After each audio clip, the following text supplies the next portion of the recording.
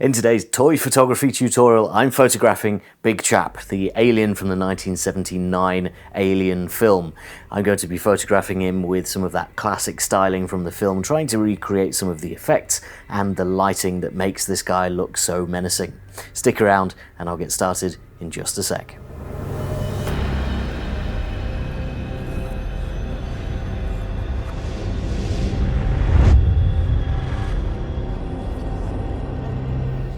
Hi guys, I'm Ben from Adaptalux, and today we're getting scary with the 1979 Alien. This is a nice little action figure. He is really well made and looks, well, pretty menacing to begin with, but I want to take this to the next level, add some extra lighting, some smoke, and try and make him look like he's straight out of the films.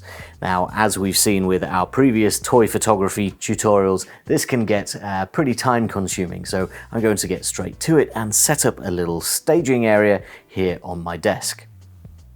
So here's my setup for today. First of all, we've got the Sony a7 III sat on a nice sturdy tripod. We've got the 100mm TT Artisan f2.8 macro lens on the front here, but I don't think we're going to be using the full capabilities of this lens today because it's not going to be a true macro shoot. Our Big Chap, true to his name, is quite large. So we're going to be standing back from our table and from our shooting area over here. So we've got Big Chap stood there in the middle. I've already posed him a little bit. He also incidentally came with a little egg and a face hugger as well, which we might grab some supplementary photos of as well. We've got some lighting at the ready in the form of the Adaptalux Studio, and I think I'm only going to be using a few lighting arms here today, a green, an amber, and a white lighting arm. We also have this little contraption over here which is going to provide us a little bit of fog. I'll show you a little bit more about that in a little while. And then lastly we have a sort of backdrop stage type thing going on here, made up of two photo boards. Now I'm not really looking at the texture of these. All I want is the dark background and the dark texture. So we've got a bit of wood there for some contrast in the background, a bit of wood down on the ground as well, but you're not really going to see any of that texture. It's just going to look like a nice dark background and a nice dark floor if we actually even get the floor in our shots. So that is my my pretty simple at-home setup for photographing the Big Chap here in the middle. I'm going to be mostly focusing on his silhouette, that big elongated head that we have on the top there, which is a really nice sort of see-through plastic, and trying to make him look really menacing coming out of some smoke. This here is the Telesin fog machine. We've got a nice little unit that can produce lots of smoke. We just have to hold the button here, and after a few seconds we start to get this nice thick fog. This is currently set to dry ice mode, and that means that the fog is going to come out nice and slowly and stick to whatever surface is right below the nozzle here, in this case my hand. This is going to make it really easy for us to place the smoke around our scene and have it look like the alien is in a nice smoky spaceship corridor. We don't want this to look too foggy. We want to catch a few of those wisps just to have it accentuate the curve of the alien's head and perhaps highlight some of the colors coming in from our lighting.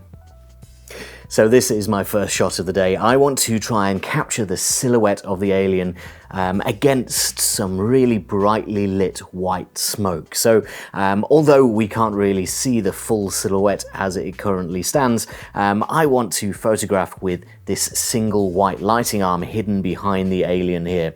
Now, I don't know whether I want that lens flare in the shot here, but I can move my lighting around really easily to hide it behind the alien, to move it over the top a little bit, and to really highlight the smoke. This shot is going to completely change when I start adding some smoke. I'm not going to do it right now because it's really loud, but I want to add a little bit of smoke here between the lighting arm and the back of the alien. I don't really want any smoke out the front here because I want a nice crisp silhouette of the alien against the white smoke behind it. Now hopefully this is going to work, and you'll find out in just a moment as I take my shots. But in order to do that, I do need to turn out these two big video lights because they're illuminating all of this background, which I don't really want. So I am going to be shooting with the main lights off and just capturing the photographs off screen.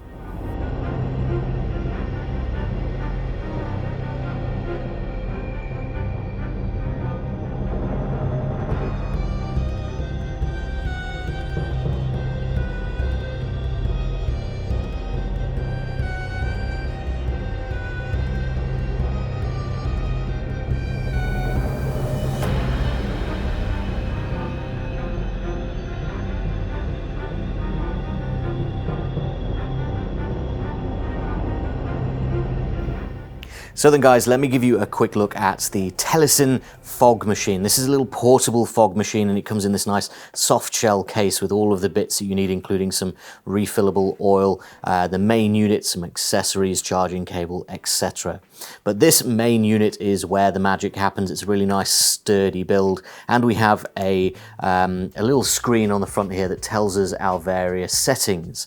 Now we do have lots of settings here. We can go between dry ice mode, free mode, steam, and then fog mode, and all that this is doing is essentially changing the speed of the fan and the amount of fog produced to create different effects. We can also have a timer set on here, and this entire control unit detaches so that you're able to use this completely remotely. Say we wanted to place our smoke machine over here next to our alien, I can then remotely activate that and have the smoke be created up to 10 meters away, and that is really handy for standing back behind the camera and being able to activate everything while you're looking at the viewfinder, and you can see where the smoke is to take your photograph at the precise perfect moment.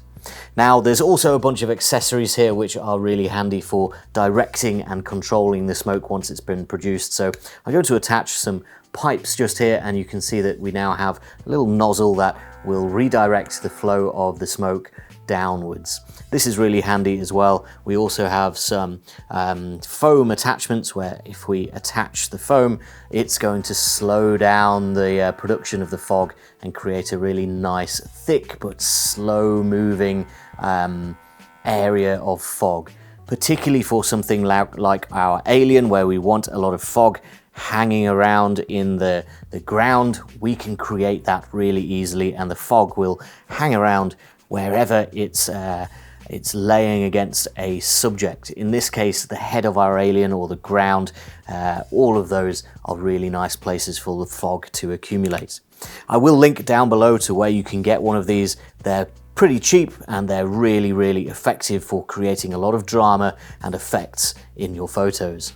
So next up guys, I want to create a scene that is a little bit closer up and a little bit less reliant on the smoke. So I want to bring a nice white diffused lighting arm up here underneath the alien's face. This is just to give us a nice key light of all of those nice reflective elements on the front of the alien. So I want to try and highlight his rib cage a little bit, and of course those big gnashes at the front.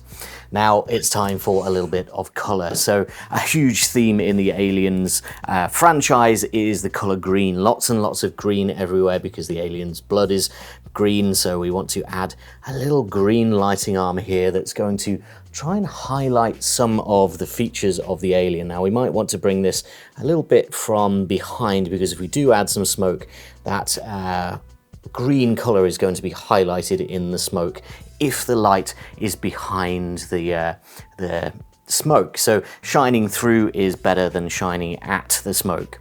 Lastly, I do think a little bit of extra color on the opposite side is going to benefit our alien. So I'm going to bring in this orange lighting arm from this side over here.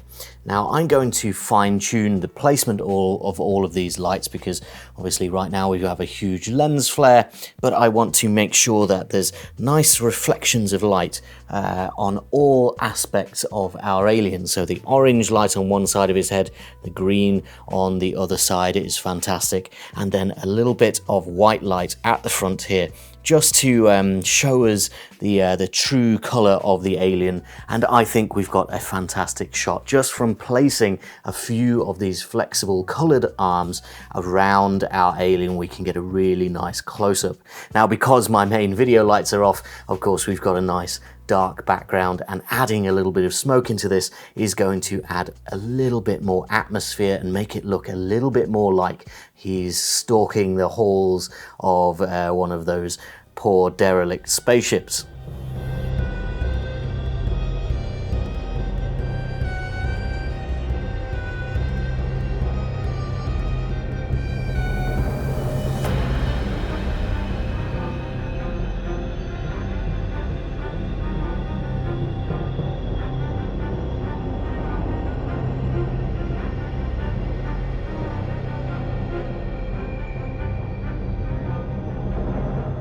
You guys probably know by now how much I enjoy photographing toys and action figures, and Big Chap has been no different. Because of that sort of strange reflective nature of the plastic, but mostly because of the iconic silhouette of this character, it really makes for a fun shoot, and it's one that you can easily do at home. Because the nature of the Alien franchise is really dark, you don't need a huge amount of scenery, you don't need to go outside to do this type of thing.